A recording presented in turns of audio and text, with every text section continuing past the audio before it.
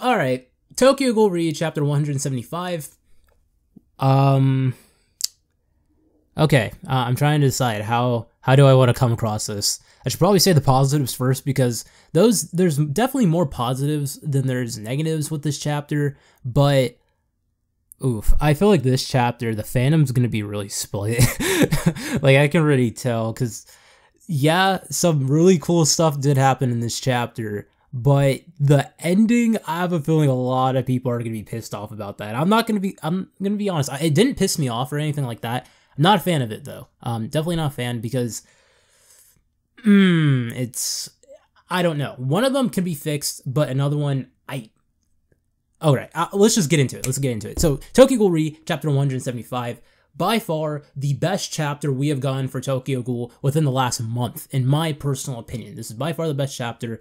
Furuta stuff, lame. I'm gonna be flat out honest. It was cool seeing Furuta throw hands and stuff, but guess what? There was like really no depth with that. Yeah, Ashita seems to be trying to go somewhere with Furuta based off of the end of this, or the beginning of this chapter, and I'll get into that in a moment. But like those last two chapters, lame. Not as good as any other fight that we've gotten in TG. Well, okay, that's going a bit too far. That's going a little bit too far, because that fight is, I mean, from an art standpoint, it's one of the better looking ones, but it's not like as good as like Kaneki v Arima, or even like Kaneki v Jason for me. Definitely not on the higher tier when it comes to Kaneki's fights, I guess is like the best way to put it. But let's be real, Kaneki hasn't fought a whole lot in Re, in comparison to like other people, so I don't know. I don't really know what I was expecting. I guess I thought we were gonna get something a little bit more, but it seems like that next chapter, if it does focus on Furuta and Kaneki, it might be one of the better chapters of TG period, like in part 1 and part 2. That's what I'm really hoping for, because it looks like that Sheeta's actually trying to go somewhere really cool with Furuta. So anyways, so a lot of stuff happened in this chapter. We got a lot of cool stuff with Kaiko. So yeah, the people, I've been trying to tell people for the longest time, Kaiko is gonna be OP, and this chapter proved it. This dude was fighting like 20 people like at once, and it's not even like it was like low tier dudes. It wasn't like fodder. He was fighting Suzuya. He was fighting freaking all of the Suzuya's squad. He was fighting he's about to fight Eto. He's about to fight Eto next chapter, so that's gonna be hype. I'll get into that in a moment, but he was also fighting the Quink squad, and he freaking one-shot a majority of them. So, Kaiko's OP. Oh god, this dude's a monster. Alright. Let's tackle the Kaiko stuff first, because that's like the main brunt of this chapter. I'll get into the Eto stuff in a second, and I'll also get into the Naki and Furuta stuff. I'll save the Naki stuff for the very end, because that's happened at the end of the chapter, and honestly, I think it's the least important out of everything else that happens in this chapter. But Kaiko, and along with the Washu clan, or not the Washu clan, V, have showcased the fact that apparently there's this new technique, or not new, but it's like an old technique that's been resurfaced once again, called Orgel. I think it's called Orgel. I think that's how you pronounce it. It's like a German word.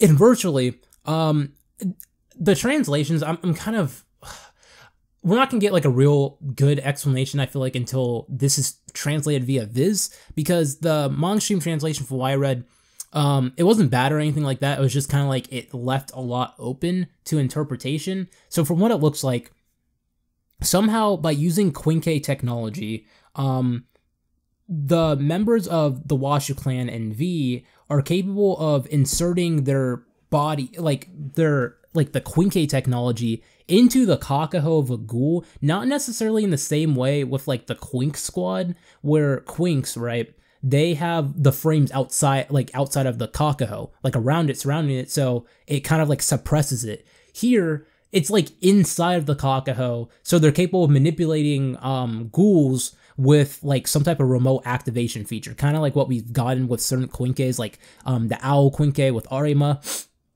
the Urei's Ginkui, I believe also Suzuya's 13th Jason also has a remote activation feature, and there's a few others as well. I believe Akira's like Chimera Quinque also has a remote activation feature, and so does Narukami, and Exia as well. But it seems like they're capable of doing that similar, and we see that they're controlling the Black Dobers and the Devil Apes. You see the entire forces, including Koma and Irimi, and the thing about Koma and Irimi that has me kind of scared, because, like, look, I've said it before, I like Arimi. Arimi is one of my favorite of like the underrated characters, along with Ui. So it was cool seeing both of them fight in this chapter. I like both of them a lot. I never really been a huge fan of Koma, to be entirely honest with you. I don't hate him. He's just like there for me. He's not as cool as Arimi, but I think maybe it's because Arimi has an Ukag. Maybe that's why I like her. I don't know. I like Ukaku Quinkes or Kagunes. I think they're really dope. But anyways, getting sidetracked. So what I was saying, you have where Arimi and Koma, from what it looks like, they're dead. Like they're talking and all. Actually, I don't even know, because after this chapter, I really do question the concept of ghouls dying, and I'll get into that by the end, because the Naki stuff and the Eto stuff are a little bit questionable. But back to what I was saying before. So Arimi and Koma, it seems like that they might be dead. The only reason why I'm not sure is because if you look at them when they first show up and you see, like, I think it's Kaiko or some other V member that has like their hands like behind them, you have where Arimi, it looks like that she's missing her eyes, and Koma, you just see the mask, so you can't tell. But they're talking still. They're like talking. They sound crazed, almost like a puppeteering type of thing. But you have where Nishio or Tsukiyama said something on the lines of like, "Oh, well, I'm really happy that their bodies haven't decayed and rotted away yet." So if you're saying that they're decaying and rotting away, then you're assuming that they're dead. So it really does make me wonder, okay, are they alive or are they dead still? Because if they're still alive, they're probably going to be saved by the end. They're probably going to get defeated and then get brought back. So we see them in like an epilogue chapter, like when we see the whole entire Onteiku group back together. But they're not. That means they're dead, and you just wasted Koma and Arimi again, which sucks, because Koma and Arimi, they're both double S rated ghouls. They're both really strong in their own way. They're pretty underrated, and I think they're cool in their own rights. Seeing Koma be like, double apes, like, you know, squad up, let's go. Like that was cool back in part 1, and then like seeing Arimi where she's like, oh yeah, die for me, and then she just like curb stomps like all these dudes. Like, it was cool seeing them team up back in part 1, and even seeing them come back once again in there was like some of the characters I was hoping that we would see come back. I'm really hoping that they're not dead, but they could be, and I don't really know. What Nishio and Tsukiyama said in the chapter really made it kind of ambiguous for interpretation. I guess you guys can comment your thoughts down below. Do you think Koma and Arimi are dead? You know, I'm curious on your thoughts when it comes to that. So the other stuff with Kaika that we found a lot of stuff about the Washu clan. So one of the things about the Washu clan that we found out, and from what we see, from what it sees, I can't talk, what the hell? From what it seems like, according to Matsuri, because he was explaining it, apparently the Washu clan, the way how they've been able to kind of cover up the fact that they're ghouls for the longest time is that they've been eating the corpses of the dead investigators who will die in certain battles. For example, the Rosewood arc, like you will have where, like, you know, a lot of investigators die. The Washu clan members will happen to eat those bodies and, you know, like, refuel themselves. Because, like, they wouldn't have to do that very often. Because, remember, Washu clan members are part ghoul. Ghouls only have to eat once or twice, or, like, once every 1 month, or once every 2 months. Sometimes, if you're, like, really stretching it. They don't have to eat that often as long as they have, like, a full meal. So, yeah. Which, thinking about that now, that's, like, really weird. Because, like, when I think back about it, like, obviously humans can't do this, but, like, imagine only eating, like, once a month. Like, that would be so weird. That's so weird to think about, but whatever. So, besides that, the other stuff with Kaiko, Marude, you have where he was, like, shadowing Yoshitoki, and he was able to find this out, and then we go to the whole entire stuff with, Kaiko. Now, I'm gonna be flat out honest, Kaiko is by far, out of all the Tokyo Ghoul villains that we've gotten so far, or quote-unquote antagonists, he's probably the most boring to me, and he's the most bland, and from what it seems like, there isn't really that much depth when it comes to the whole entire concept of V, at least based off of this chapter, because I was expecting a lot more, like, yeah, they're interesting, but their motives don't seem that, like, deep. It just seems like, oh, I want to rule the world, the Washu clan aren't going to do it no more, V is gonna be the one to control the world and manipulate it and establish, like, these rules for people to follow and keep the birdcage up. Like, that's it. And I'm just kind of like, you know, Kaiko, that's cool and all. You know, it's something that we've known since, like, you know, part 1, but there's nothing else. Like, you don't have your own personal character. Like, you're just like the establishment of what V is. Like that's so boring. Cause I don't know. I was expecting more from Kaiko than just like, oh yeah, I'm strong. I was hoping a lot more character. Cause like, let's be real, like all the other characters that we see in TG, right? They have their own distinct personalities. Like even Furuta. Furuta has his own personality traits. He's an interesting character in his own right, just in the way how he acts compared to everyone else in TG. Same thing with Uta.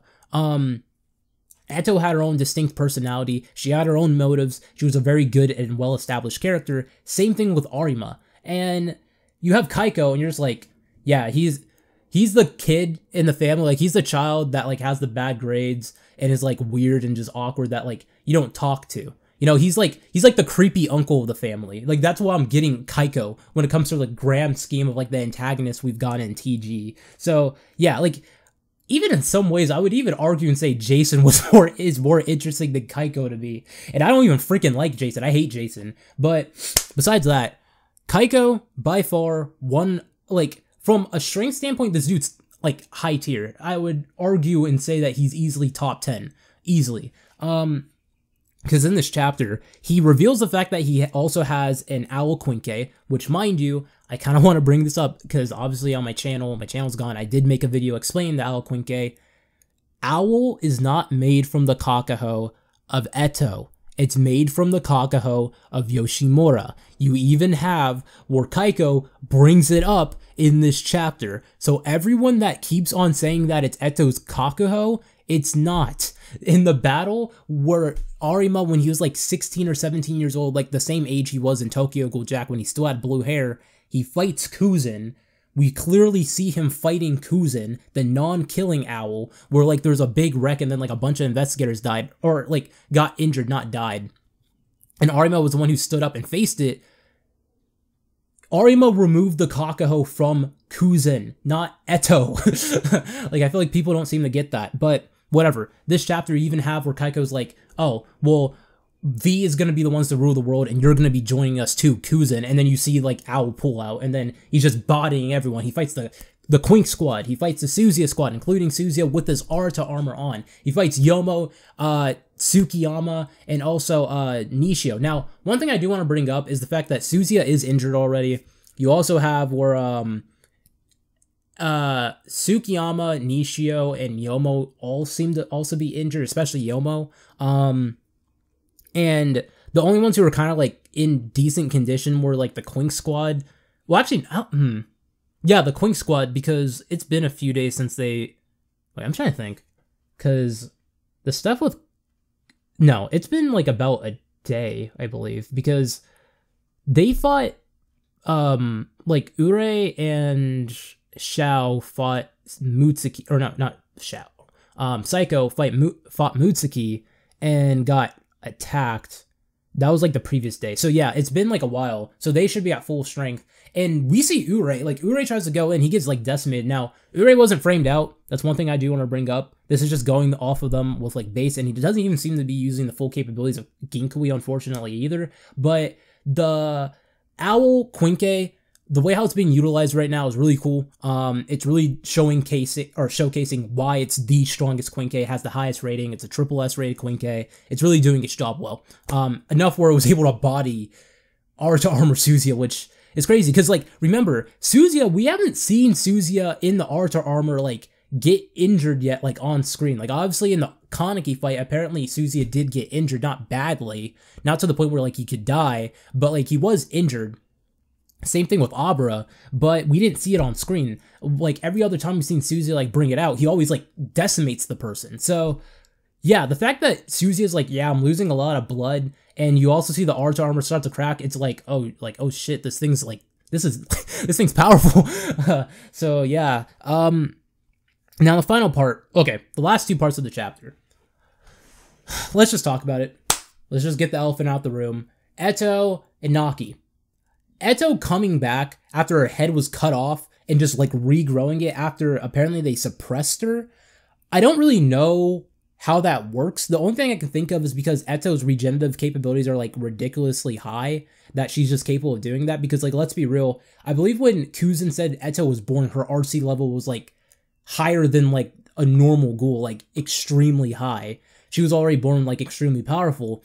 So Eto coming back from that, I can swallow it. I think I've said it before. I think to a degree there's kind of a limit I feel like there should be when it comes to regen of what ghouls are capable of doing. I already had a problem with Kane getting her head kicked off by Heise and being able to reattach that because I thought that was like really weird. But Eto full on didn't have a head.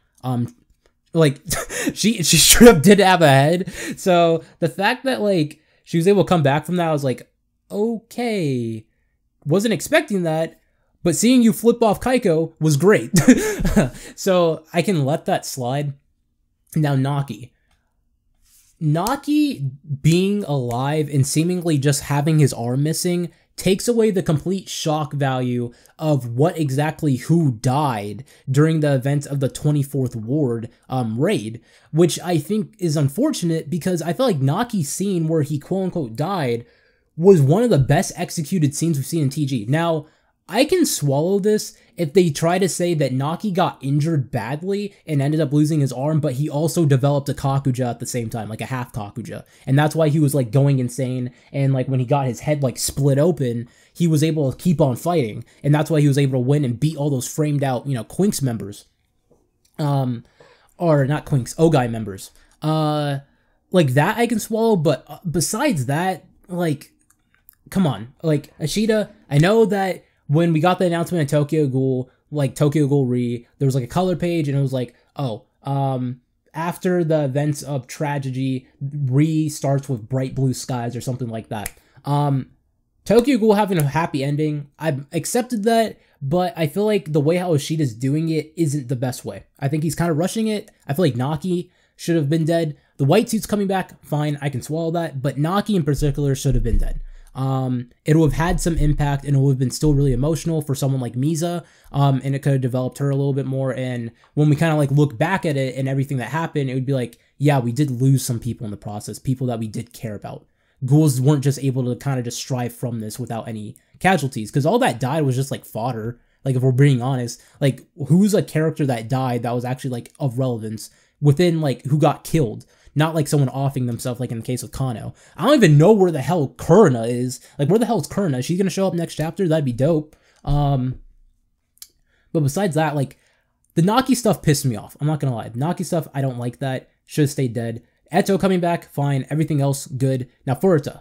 People, I feel like, are gonna be kind of upset with the fact that the fight between Furuta and Kaneki is over. Now, based off of what, actually, no, I take that back. Because the stuff with Naki might be covered by what Kaiko said about Furuta in this chapter, because he's brought up the fact that, like, because you see Furuta in the beginning of the chapter with Kaneki, he's like talking about like Kagome. I guess it's apparently some child song in Japan. I don't really know. If you happen to be Japanese or whatever and you want to explain it to me down below, that'd be great. He's talking about the birdcage, and you see Furuta, he has like blood all over his face and like his hair's like down, and Kaneki is like unscathed, and he's just like, was it all for, like, in vain? Like, everything that I did was all in vain, and I'm kind of like, okay, what are you talking about, Furuta? Because whenever we get a chapter dedicated to Kaneki and Furuta, like, in the upcoming weeks, I'm very excited. I hope it's completely focused on that. I hope we don't deviate at all, kind of like what we did with, like, the last two chapters. I'm curious what Furuta has to say. I'm very curious. But you have where Kaiko, he's, like, talking, and he sees the white suits, and he's like, what Nimura said about the white suits is not adding up. He lied. And the white suits show up, and I'm like, okay. Did Furuta save them? Was Furuta actually, like, being a double agent? Was he going against everyone, and he was just his own party? That, like, because it seems like Furuta betrayed every single faction of ghouls and humans, period. He betrayed CCG. He betrayed V. He betrayed the Washu clan. He betrayed the clown. Well, he didn't really betray the clowns, not really, but he betrayed all these different factions, and it's just very odd. So I'm curious what exactly, it seems like that Kano and Furuta had a plan together that they were doing. So yeah, this is very interesting. I'm curious what they're going to do in the upcoming chapters. So next chapter, from what it seems like, Kaneki and Furuta conversation, Kaiko versus Eto, that's going to be hype. And yeah, it seems like Tokyo Ghoul is going to come to a close very soon. I've heard rumors about like TG ending in the next 5 chapters. I don't know about that. But I guess we'll find out soon. So anyways, thank you for watching. Remember, comment, subscribe as always, guys. To be honest, this chapter kind of rekindled my love for Tokyo Ghoul in a weird way. Even though this chapter had a lot of problems, I don't know, I was just really happy after reading this chapter. So yeah, if I had to give this rating, I'd give it like an 8.5 to a 9 out of 10. I thought it was pretty solid for what it did. Established really cool things. We need a little bit more explanations on certain things, obviously. But besides that, I thought it was a pretty fun chapter of Tokyo Ghoul. It was nice seeing Best Girl back, and unfortunately, though, I was spoiled about that. I'm sorry for the people that kind of like cursed on Twitter about it, because I was pissed when I found that out, because someone like sent it to me, and I saw it like all over like my page, because I don't even follow like spoiler stuff on my Twitter. Like, people were just talking about it that I happened to be following, and I was just pissed. So sorry for the people that like I cursed at Twitter, like I was pissed off and stuff. So yeah, hopefully you guys forgive me. And anyways, let's continue on. And Tokyo Ghoul discussion maybe tomorrow. I don't know. It depends on my mood. And yeah, see you guys.